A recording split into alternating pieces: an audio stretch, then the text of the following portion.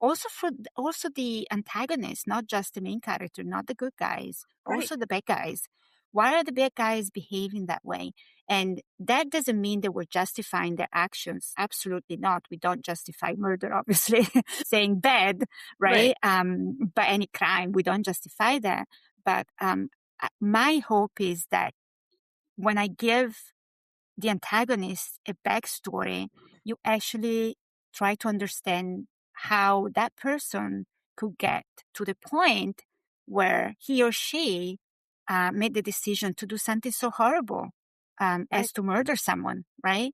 And my hope is that we can do this in real life too. Well, we don't want to obviously we don't justify any crime, but it's really good to be able to look at the history, at the background, and the experience of Uh-huh. a person to be able to prevent the next crime. It's one way to do it. This is Story to Count with Jen Jumba. In conversations with writers, something magical happens. And as readers, we begin to see them as human beings and not just the name on the spine of a book. And my hope is through these conversations, you learn about their craft and them as a person, you'll become like me, fiercely loyal and want to read their current book, entire backlist, any future book, or any book they blurb. And when you see their name, you'll want to support them, not only as incredible storytellers, but also the thoughtful individuals you have come to know. So I'm super excited today because I have a debut writer. Her name is Elena Embimbo. She is a researcher and analyst working in conflict prevention and resolution.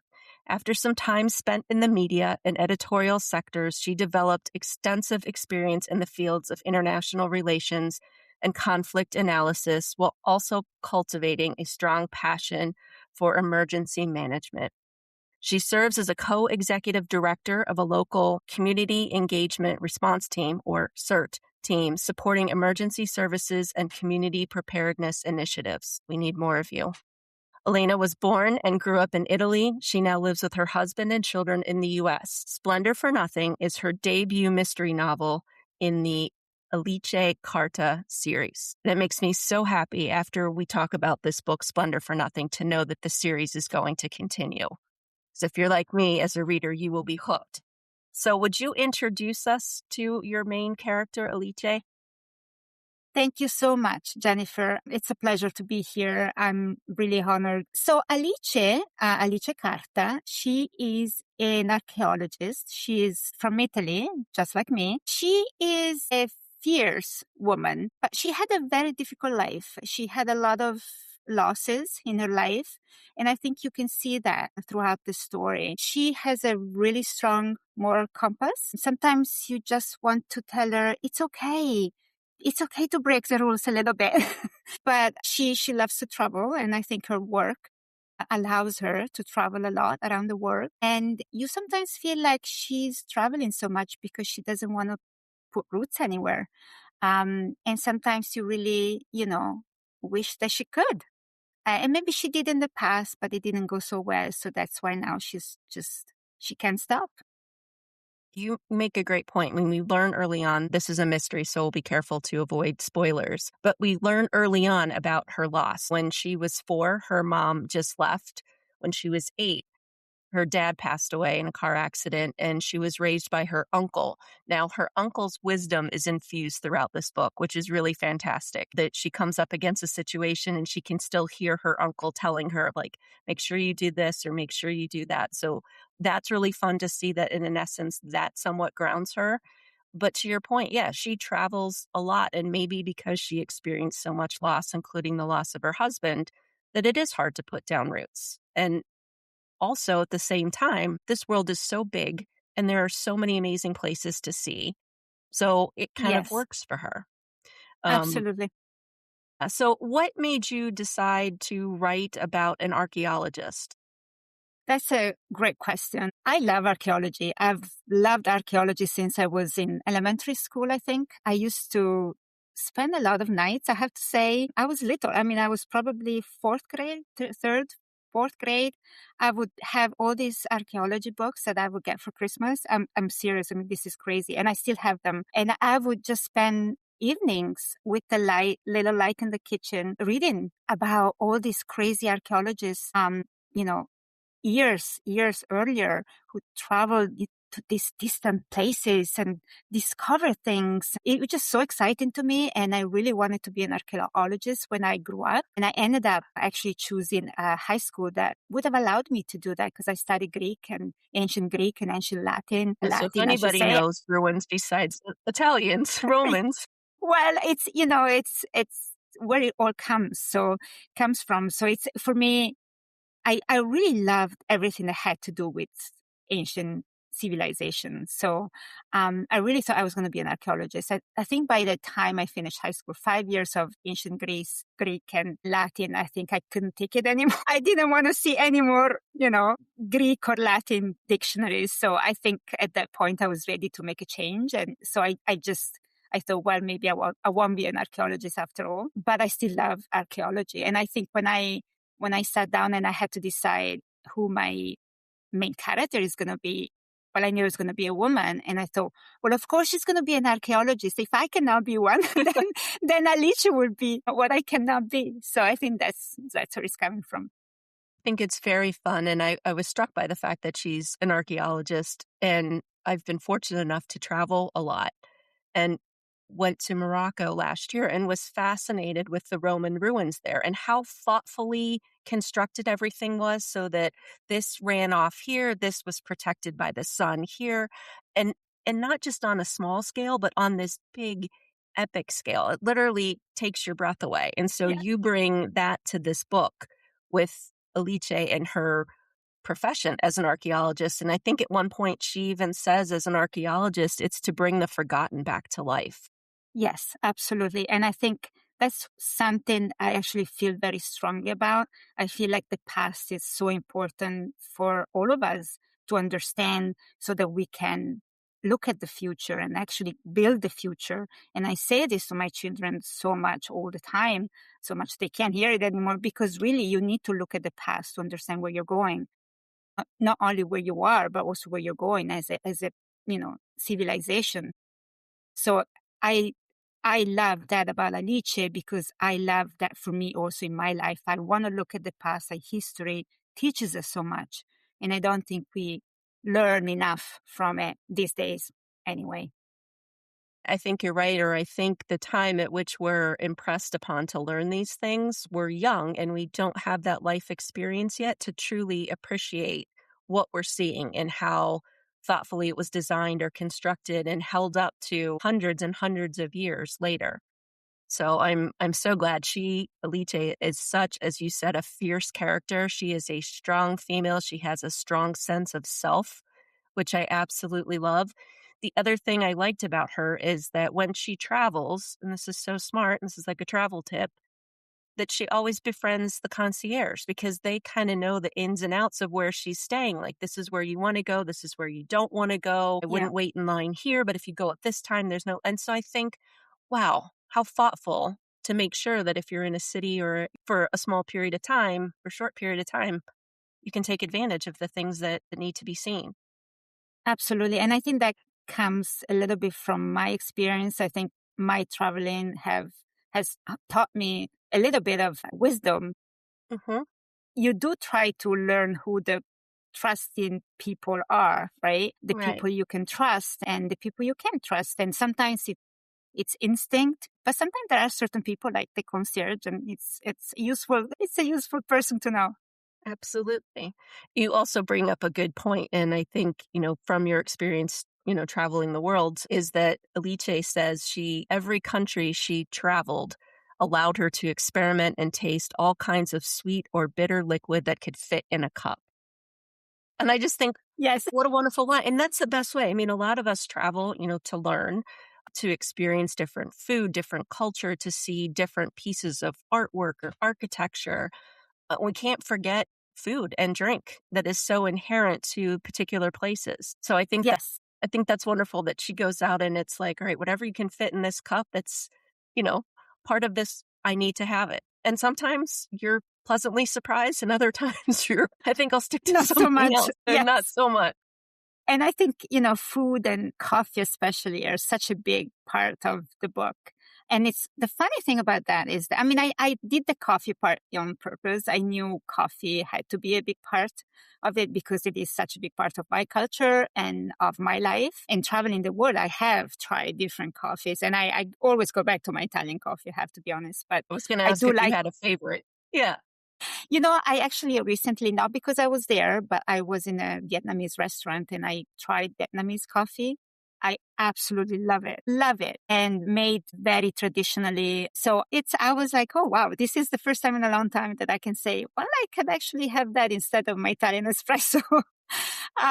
But food, I did not that intentionally. And I didn't set up to, I didn't think, oh, I'm going to put food everywhere in the book, but it just happened. And by the end, when I was rereading it, I was like, oh my gosh, Alice is eating everywhere, wherever she is, or, she's always sitting at the table eating. And I feel like there is also a connection between the food that she eats and the emotional state she's in, or even the emotional state the other people are in.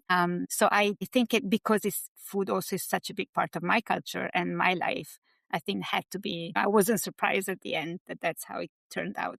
No, and I'm glad that you infused the book with that because a lot of times we'll read mysteries or thrillers and like the character, like, do they never shower? Aren't they ever hungry? Aren't they ever thirsty?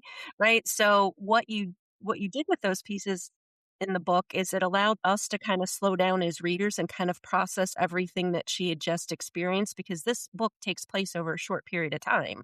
Yes. And there's a lot of things coming at her. I mean, the opening scene is she's uncovering this Roman villa. And because there's a new mayor, he's like, halt, we got to stop, uncovering things. And so she's like, okay, fine. So I guess I have to go home. She goes home. She receives a piece of mail from somebody that she went to school with. She's known for the past 30 years. And like a lot of friends that we have at an early age, sometimes we fall out of touch, but you pick up right where Yes. you left off. And learned that his wife was tragically killed. And so he asked her to come to the funeral. That's just the start in a series of events. And having the opportunity for her to have a coffee or have a tea or Yes. sit and eat something allows us to kind of process a little bit along with her and really Absolutely. empathize. Yeah. So I think that's a really nice gesture. And take a breather, in all the chaos and chaotic situations she finds herself in. Sometimes you really have to take a step back and just stop, right? And that's what she does when she's eating and she's taking a break, basically, Well, from the you chaos. have to because you can't keep Yeah. running at that level, No, and you can't you keep can't. operating Yeah. at that level. It's very stressful, and at the same time, thinking you might make mistakes because you're fatigued or you're hungry or, you're just emotionally wrecked. Drained. Yeah. Can you talk a little bit about Henry, her friend from school? It's funny because I had a hard time at the beginning because I wasn't sure. I had somebody in mind in my life, but I wasn't sure I wanted to sort of, you know, take too much from that person I knew. So I tried to make Harry a different person, but it Mhm, wasn't working out very well. So I ended up going back to my original Henry. He is such a complicated character in my mind. To these days, I'm not sure if how much of goodness there is in him, how much of badness there is. So he's a very complicated man. I love the fact that they remain friends. As you said, as you mentioned earlier, it's so hard to keep a friendship for a very long time. And especially if mhm. you don't live in the same place, right? Especially if you move away, far away, and there is no time to meet or to talk. So I actually wanted to show that it is possible.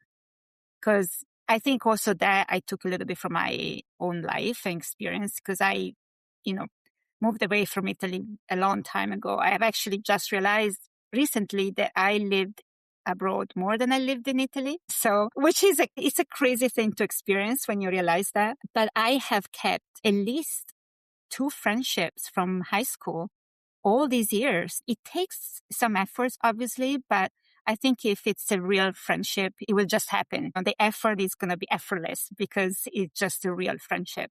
And I wanted to give them, Alice and Harry, this type of of relationship that it can still be there even if you don't see each other for years and you lose touch. But I wanted also for Alice to feel that sort of doubt have I not been a good friend because I haven't been in touch?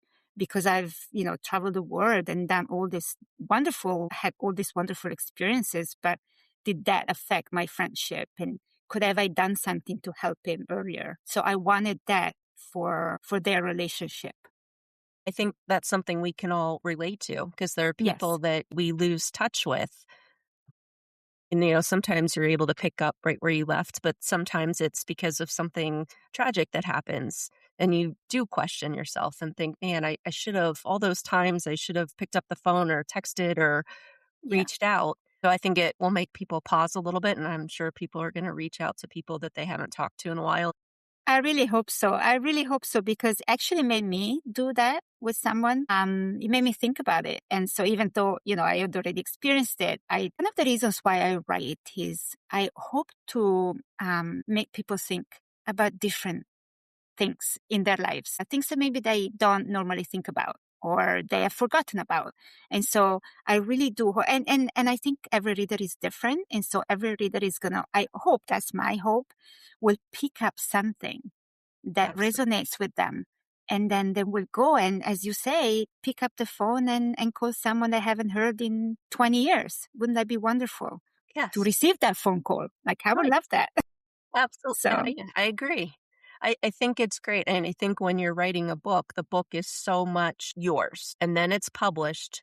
And then it becomes something else because we all bring our own life experience to the book that we're reading.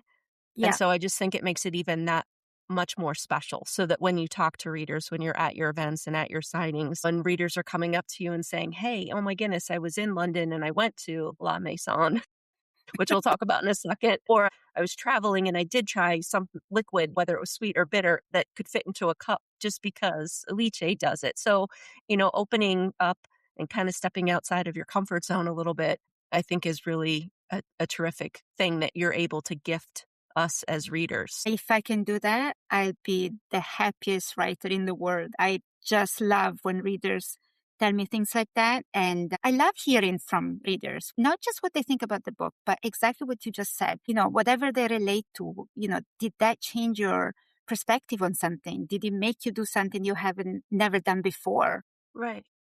So yeah, absolutely. That's the best part for me of giving, because writing a book is it's such a personal thing. You're writing and there is so much of you in it, and then you give it to the world and it's gone. So when I hear readers telling me stories or even just one word about the book, it just makes me so happy because it's like a piece of it is coming back to me. So for me, it's magic. It's really, really. If it helps, when I read that line about wherever she traveled, she would sample something bitter or sweet that of liquid that fit in a cup.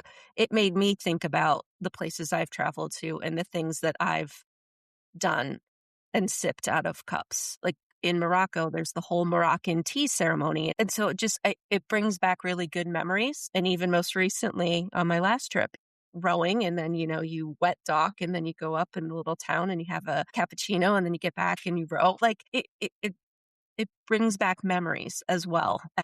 We talk a little bit about Philip and, Mhm. how Alice finds herself kind of entangled also with the chief inspector, Laura Clark from Scotland Yard. I mean, you're an archaeologist, you're digging for things that's kind of put on hold. You go back to sea and help a friend whose wife passes away. Next thing you know, you're entangled with Scotland Yard. So we talk a little bit about Yeah, Scotland Yard. sure. Yeah, I mean, when I had to think of a character that was in law enforcement, initially it was actually a man. Laura was actually a man. And quite soon after I started writing about him, it became a woman. I think after a couple of pages, like this cannot be a man, it has to be a woman. So when I started developing her, I wanted her to be different from Alice. I didn't want her to be the same type of person. So I think I was thinking about women that I had read in Agatha Christie's books. And a lot of the time, I mean, obviously the most famous woman is Miss Marple, and she's an older lady and definitely not in law enforcement. But everybody in law enforcement in Agatha Christie's books are men. So I was trying to think, what if one of those men is actually a woman? So there is an inspector, a chief inspector in one of the Agatha Christie's, in a lot of Agatha Christie's books, that who helps Poirot. And I love his character. He's great. And I was thinking about him as a woman. So, and I tried to do, and like, I didn't want to do the same character, but I tried to think, what if, what was his name? Jasp, I think. Josh, I can't remember right now, but what if he's a woman? And from there, I developed her. And I wanted her to be strong, but also very vulnerable. The same for Alice. I didn't want them just to be strong because nobody is just strong, obviously. I wanted her to have a life also.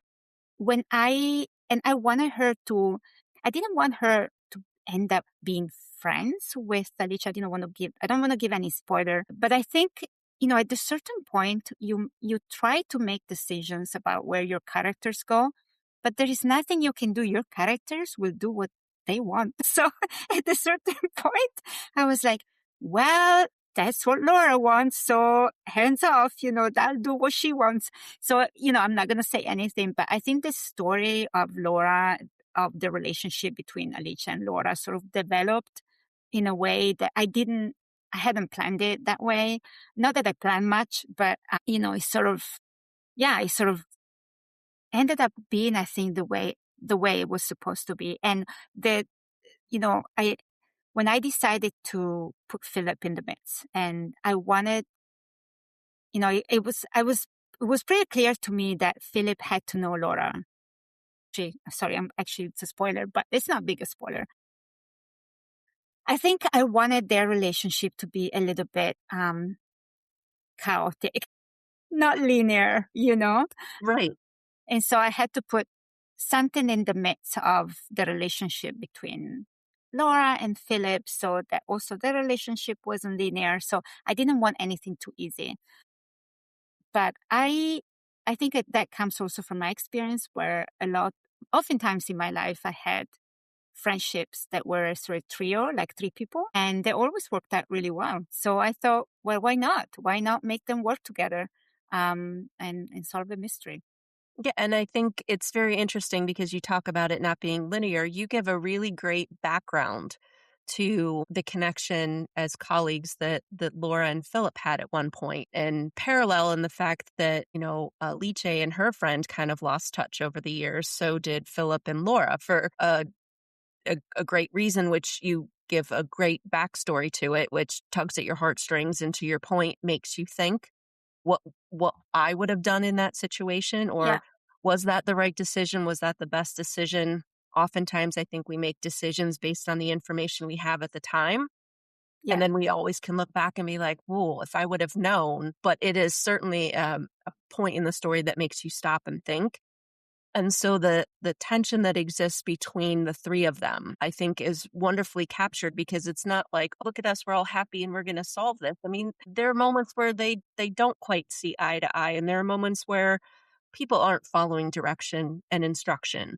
Well, most of the time, Alicia doesn't follow directions. I mean, Okay. it's hard for her to follow directions, I guess. It is very hard. And I think, does it Yeah. come from her background because she's so used to being independent? I think she says something at one point that she's not used to having people kind of fuss over her, almost to the point where she's abrasive. Like if somebody tries to help her, she's like, go away. Go away. Yeah, absolutely. No, so her independence, you mentioned she's independent, and I wanted her to be independent, but I wanted to show that her independence comes not from, look at me, I'm independent. It's coming from a very difficult life. And she might have not wanted that independence after all, she had to become independent because she didn't have an upbringing, your regular linear upbringing. And so she sort of life told her, you know what, little girl, you have to be independent. You have to rely on yourself. And I think a lot of times I don't like characters that show their independence and that's so great and that's it. You need to have a reason why you become like that. And the reason is pretty clear for Alice. Yeah, it's a wonderful gift that stories give us and that writers give us, is that insight into their background, into their life experience, that helps us as readers understand a little bit of why they do what they do. Mm-hmm. Whereas, like, sometimes we don't even have that in real life. I mean, you think about the friends you have, and Yeah. one of your friends does something, and it's a friend that you haven't known since you were little and grew up with, and you're like, "What are you thinking?" And then as if you're invested and you can have the tough conversations to help understand, then, that makes a difference. But that's something that you gift us as readers, that opportunity to see inside, and probably why she picked the career she did where she travels. So she has to be independent, but it kind of came at a big cost, I think.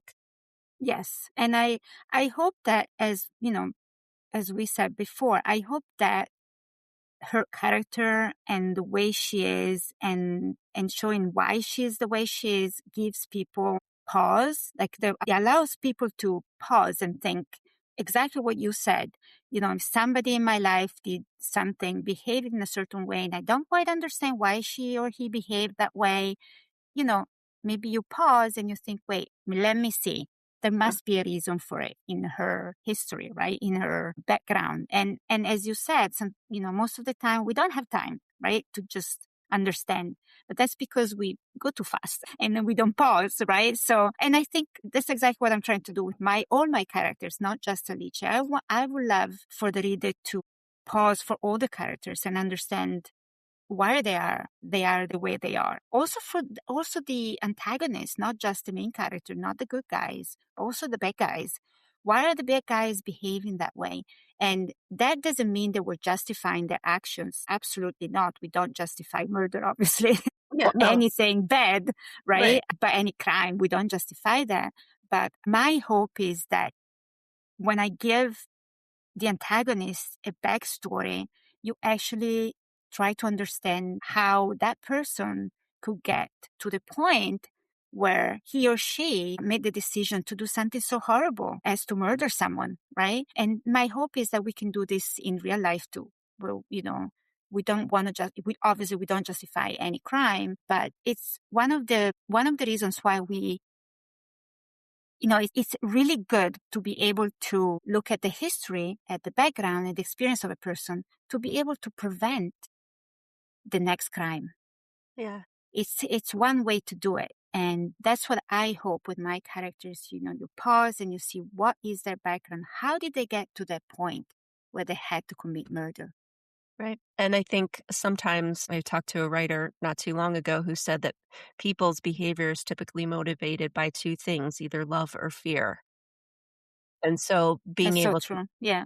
to take a step into that character's life and understand, okay, this is what they were afraid of, or this is who they loved so much that they felt they had needed a sense of justice. Yeah. And it's a very fine line between justice and revenge. Hmm. And again, none of this is justification for the act of murder. But I think when you try to understand how you got there, maybe you can prevent the next one, right? The Yeah. next murder. Right. There's an expression we have here that's, those who don't learn from history are doomed to repeat it. Yes, So I think there's it's wisdom in what you're saying in terms of being able to look at the past, whether it's from the archaeological digs that Alice is doing to understand how a city was built, and can we learn from that? Also the artifacts. And I have to say, you writing about Alice's visits to the British Museum, can I just say that I think I sucked all the air out of the room when I was reading those pages, gasping at what is below that is not available for the public to see just yet, whether they're getting ready to curate and for an exhibition. But I was just like, oh my gosh, it was like this treasure trove, and all the stories behind all the pieces and the objects. I gasped. I think how special that is, and to be able to see that kind of behind the scenes. yes, So have and you had a that chance to go behind the scenes in any of the museums to kind of inform your writing or research, we'll say? yes. Yes, not the British Museum itself. I've seen the British Museum many, many times, but not below. But I've seen other museums. I'm not going to mention which one, but one that is actually not accessible to many people. And I was there to do some research, not for the book, was work research. It's unbelievable, the pieces that we will never see. And that is even more true in Italy. We have so many pieces in Italy, museums in Italy. in basements that you will never see. There were way too many, Yeah. way too many pieces to display.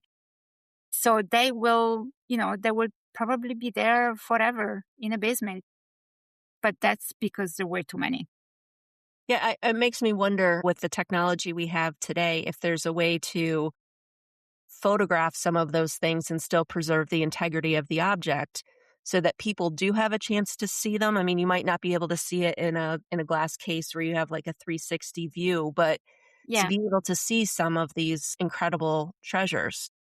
I think the problem with, and somebody might disagree with me, but a lot of museums, and I'm talking about Italy especially because that's where I know the most this happens. Not only there is so much, there are so many items, there are so many artifacts. There is not enough. Sometimes there's not enough financial, there's not enough funds to Right. actually do what you're saying. And so a lot of this, just get forgotten somehow. And it's too bad, but I think it's been like this for a very long time. So I doubt that will change. But yeah, absolutely. I think a lot of times these pieces are shown in other museums, or, other museums borrow them for exhibitions and then they go back. So they use them oftentimes they use them for exhibitions in other locations. Yeah, I'm pretty lucky. The Cleveland Museum of Art is pretty darn good and will borrow pieces and put together exhibitions. And otherwise, a lot of people wouldn't have the chance to see it.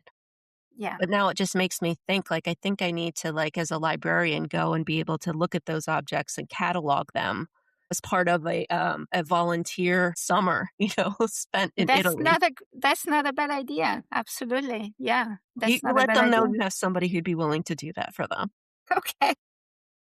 Right. The other thing that's really neat is Alice has a background as an archaeologist, and she finds herself somewhat as this amateur sleuth to try to figure out what happened to her dear friend. And she's very smart, and it makes me think a lot about us in life in terms of transferable skills. Mhm. Because at one point she says that she uses the methodical scientific approach that she uses for a dig to help with this. And I think, yeah, all of us have skills that transfer. Absolutely. And so it goes back Yes. to your, can you pause a moment and think if you want to switch careers or do something different? I am so happy you said this and you picked it up because that was exactly my goal, to have people think you can actually do something else in your life if you wanted to. If you really thought about the skills that you possess, what is your passion, I think I wanted, and if I can go back to Alicia as a character, I wanted her to be in the mid 50s. I didn't say the exact age, but I wanted her to be mid 50s, which is my age, especially because I feel women in this bracket between 50 and 60, they feel like a bit of a limbo, right? They might have had a career, but they don't quite like it anymore. Or they might have not had a career because they raised children, right? And they put the career on in the back burner. And so they're sort of in this, I feel like it's a limbo often. And guess what? They have so many skills because they have developed them either in their past career or because they've been raising children or they've been taking care of, parents or again, children. So they have so many skills they can apply to different types of jobs. And I want them to think, yes, you can. You can do that, just like Alice. I think Alice finds herself a little bit at a crossroads. Is this really what I want to do? Do I really want to start thinking about putting down roots and having people in my life consistently, not just on this continent or this country? So I think it's terrific. I think you're spot on with this midlife. Guys typically get race cars or something like that, and we Yes, tend to be a little bit more deliberate. And this book gives us pause to say, okay, what else could I do? And it might not be called the same thing. I think that's what we also need to be mindful of. I switched careers, and so I was in sales and marketing. And so going on a sales call is really the same skills when I'm doing a reference interview as a librarian, trying to understand what their need is and then fill that need with something. So it's not called the same thing, but it's applying the same skill sets. absolutely. Absolutely. And it might fit better who you are now because, we change as people throughout Hmm. the years. So when we are in our mid 50s, we're not the same person were when we were even in our mid-40s. I'm a Exactly right. different person, and I Right. want to acknowledge that. And it's not a bad thing. It's actually a great thing. That's a fantastic thing. And I also think, that not only do we change, but I think sometimes the industry that we start in changes drastically. Absolutely. So I think there's many things at play. And being able to kind of stop and be somewhat deliberate or intentional is helpful. I think so many times we're like, oh, when this happens, then I'll be able to slow down. Or when this happens, I'll be able to slow down. And life doesn't quite work like that. It never does. It No, never so does. it's up Yeah. to us as individuals to take that time, go grab something liquid in a cup and sit and think. Absolutely. Yes. And think what you can do next, because there is always a next. There's It always a doesn't next. have to be, again, I think, well, I've never liked linear paths myself. So even more now, I feel like, yes, you can go completely, totally different direction and it's okay. Guess Mhm. what? It's great. Yes. So everybody who's listening, Elena gives you permission. It's okay to do Yes. something different. Because I think sometimes that's Actually all do we it. need is that little bit of push or that little bit of encouragement or belief that we're capable of more than we think we are. And Now, not capable. only, Yeah. absolutely, not only we're capable, but we're allowed to do it. There's Yes. nobody who should tell us you're not allowed to change. You're not allowed to do what you want to do now, even if you didn't want to do it 10 years ago or 5 years ago. You are allowed to do it. Right. Is that what made you decide to write this amazing book? Did you just decide I've always wanted to write and when I was growing up I wanted to be an archeologist and like, hey, let's put like these two things together and do something that brings you joy? Think so. I think it was a random, I have to say it was a random moment when I decided to just sit and write a book. I had met this other writer and she said, I think you should write. And I was like, okay. But I didn't believe it that I could write a book. I actually, when I started, I thought it was going to be a story and I thought, who knows? And I've been writing for work for a very long time, but it's a totally different type of writing. Yes. I So would when I imagine a said lot more technical and not much more, it's very, technical and specific topics and very concise and, not many adjectives or adverbs I can use. So it's right. very concise.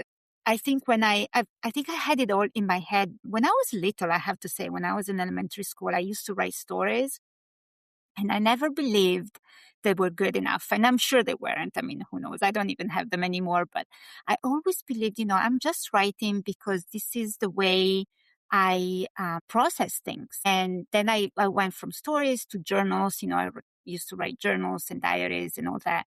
And then I forgot all about writing, because then, you start your life and your work life and then the family. And I kept writing for work, and it never occurred to me that I could go back to what I was doing when I was in elementary school, which was writing stories.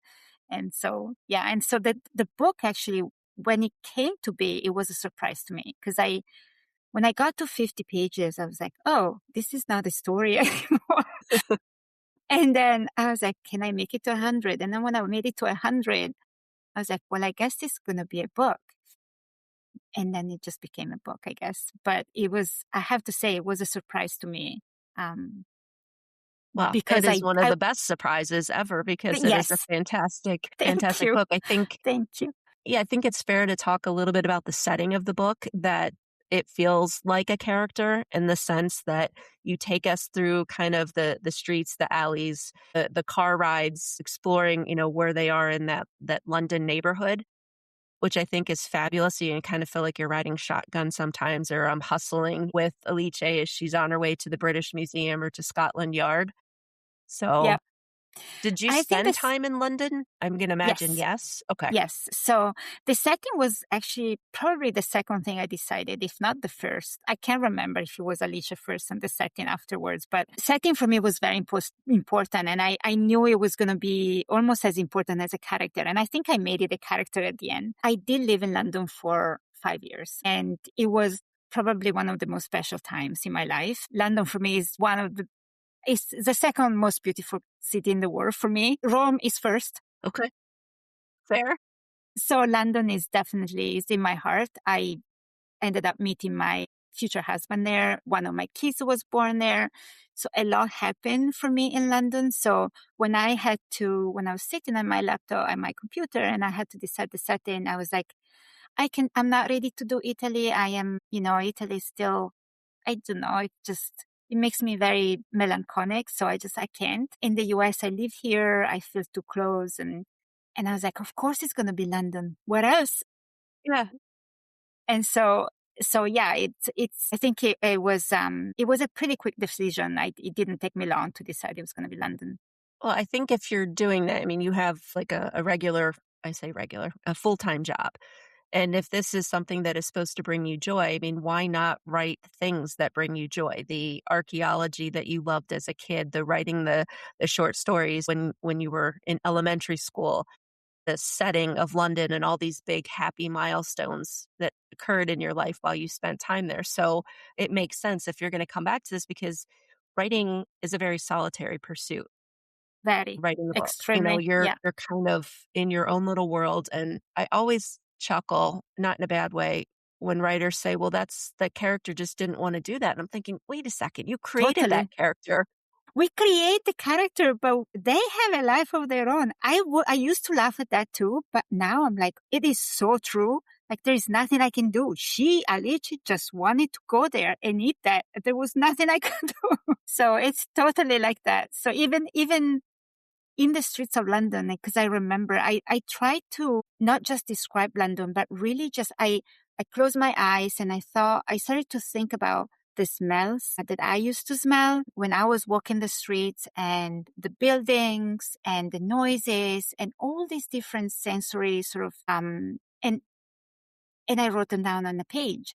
So for me, it was a whole experience. Writing about London was a whole experience with my head, with my heart, with my eyes, because I saw those streets again, and with my nose, because I, smelled again all the food and all the different kinds of cuisines that you can smell there. Um, Right.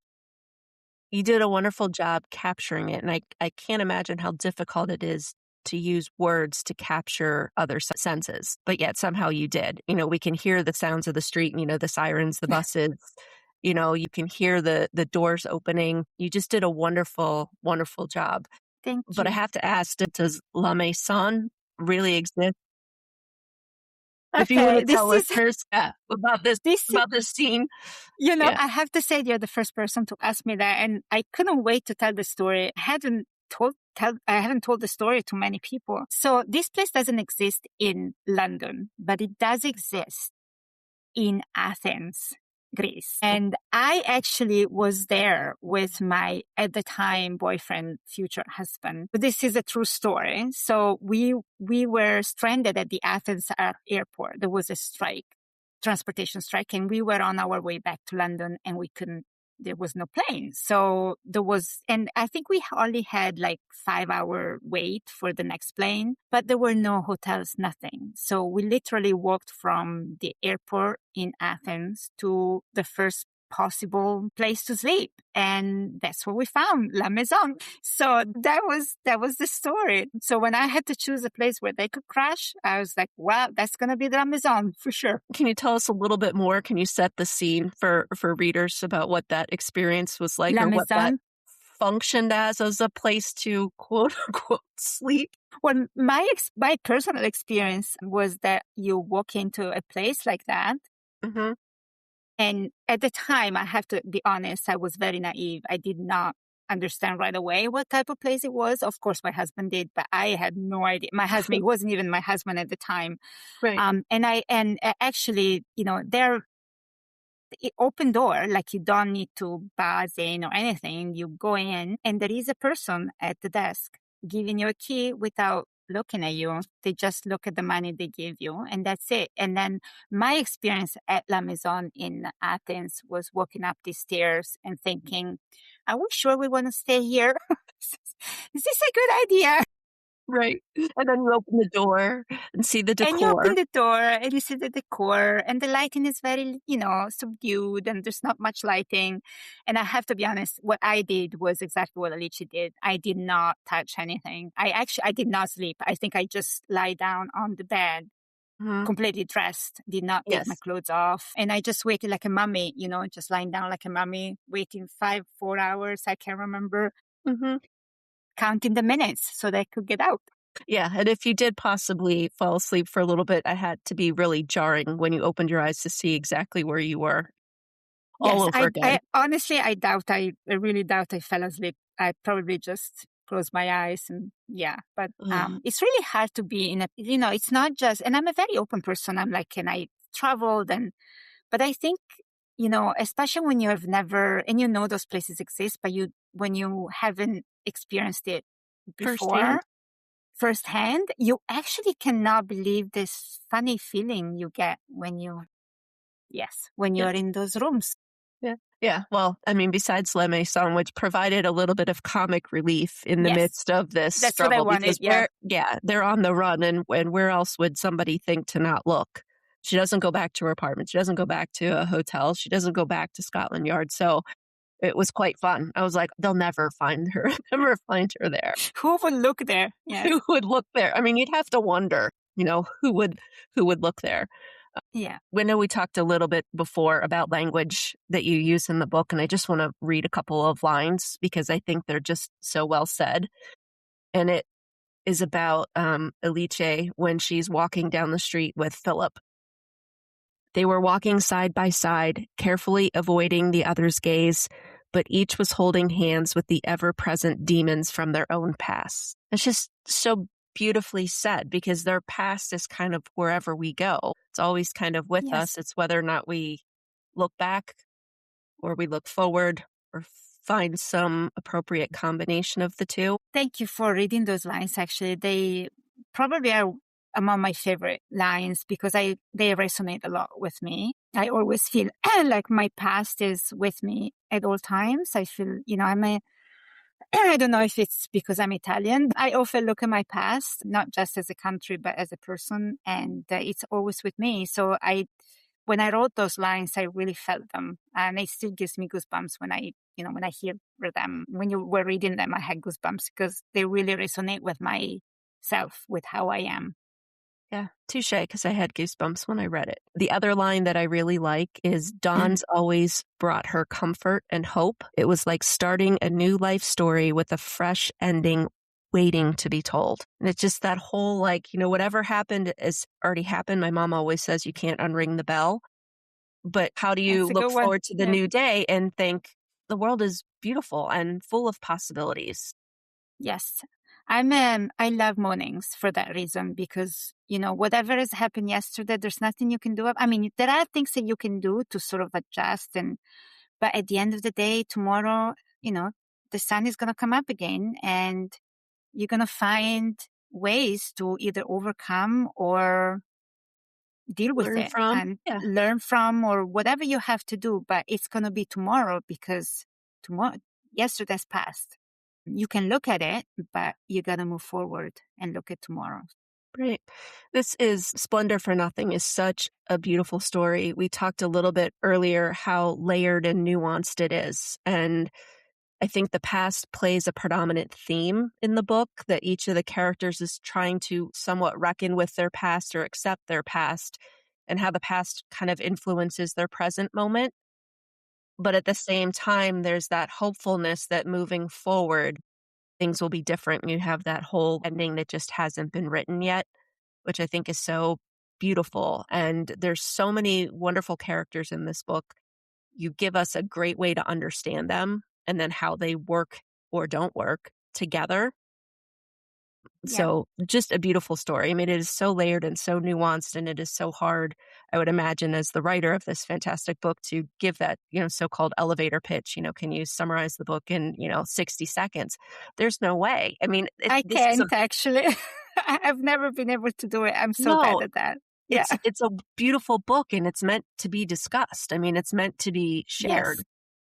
Yeah. Whether it's, okay, I'm going to go to the museum because there's things I want to see, or I'm going to think back about good memories of things, or I'm going to think about the friend I haven't reached out. I mean, there's so many wonderful things, and it is a mystery, and there are some dead bodies, but it's done in a thoughtful way, to Yeah. reconcile and solve that mystery at the same time. Life is happening. I think a lot of Because times we see mysteries written and it's like their life has been suspended, their regular life. And she's going on living her regular life and trying to do this at the same time, which I think is fantastic and relatable. thank you.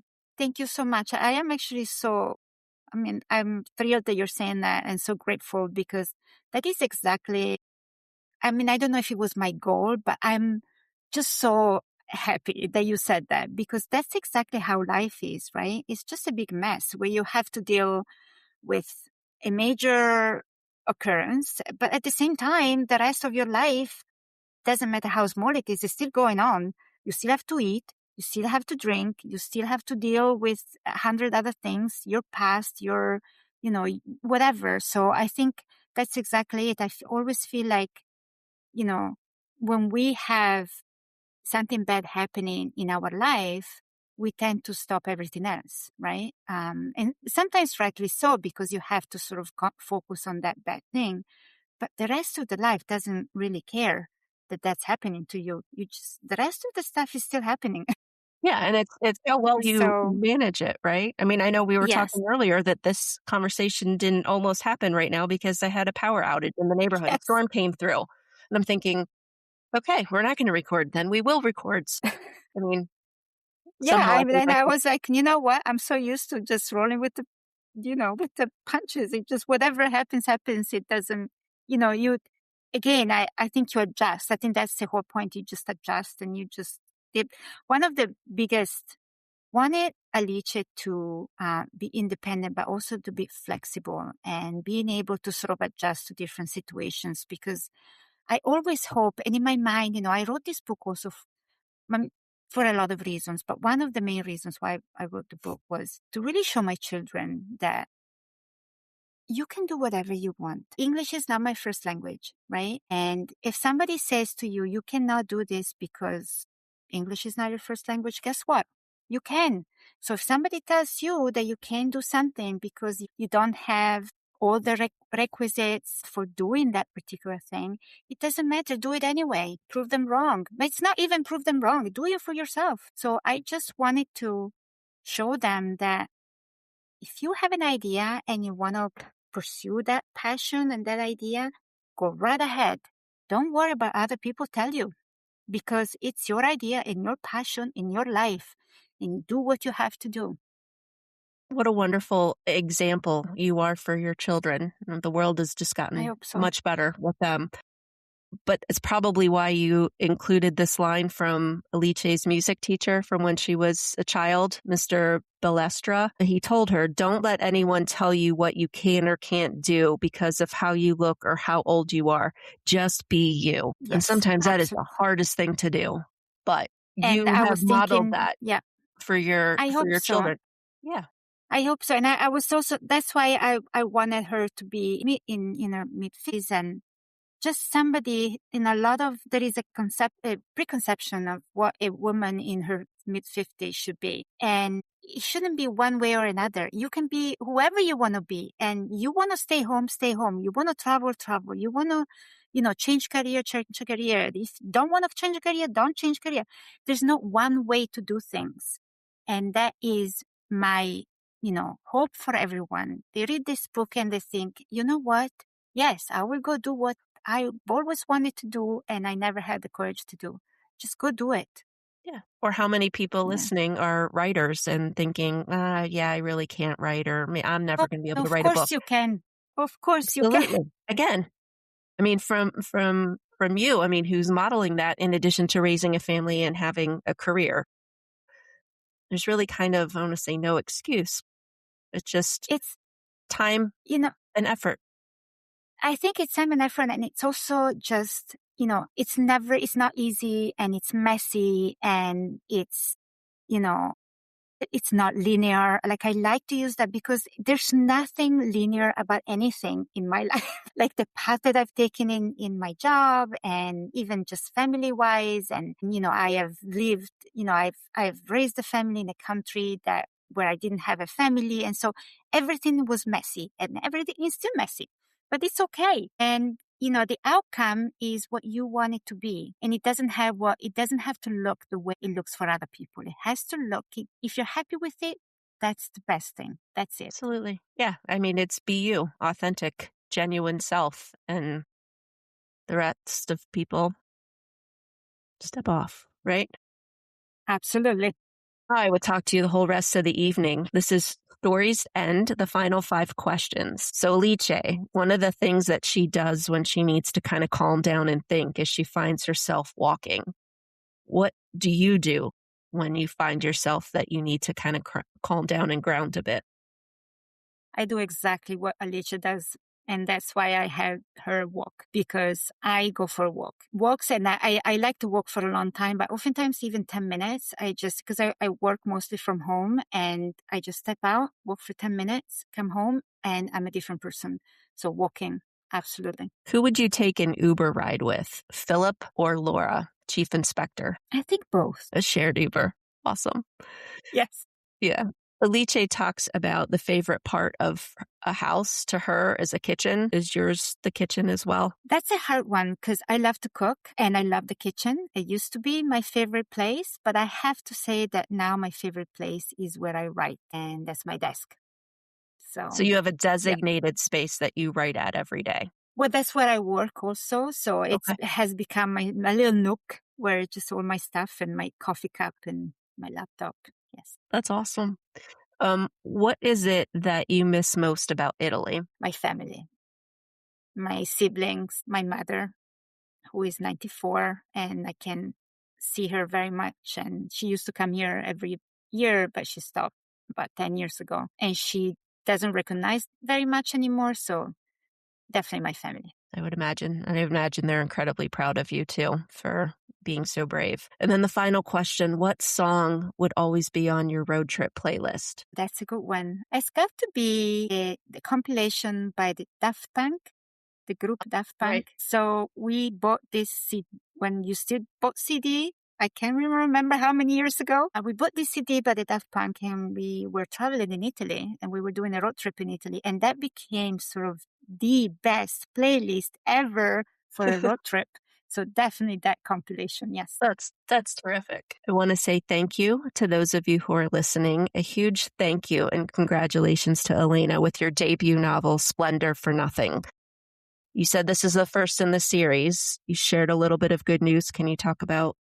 Yes, absolutely. So Alice is coming back. Alice Carta is coming back with another adventure. The book is called Disturbing the Curse, and is coming back at the end of May 3rd.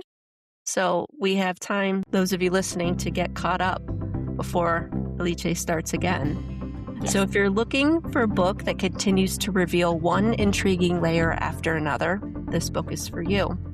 If you're looking for a book with the archeologist who is fiercely loyal to her friend of 30 years and becomes an amateur sleuth, this book is for you. If you're looking for a book that provides glimpses of London, the British Museum, the streets and neighborhoods within this magnificent city, this book is for you. To find out who else will be a guest, go to storytocount.com. I want to end with an epigraph that you put. Open your eyes and your heart to anything that you think is not possible. This is Story to Count with Jen Jumba. Thank you so much, Jennifer. This has been amazing. Thank you for all you do.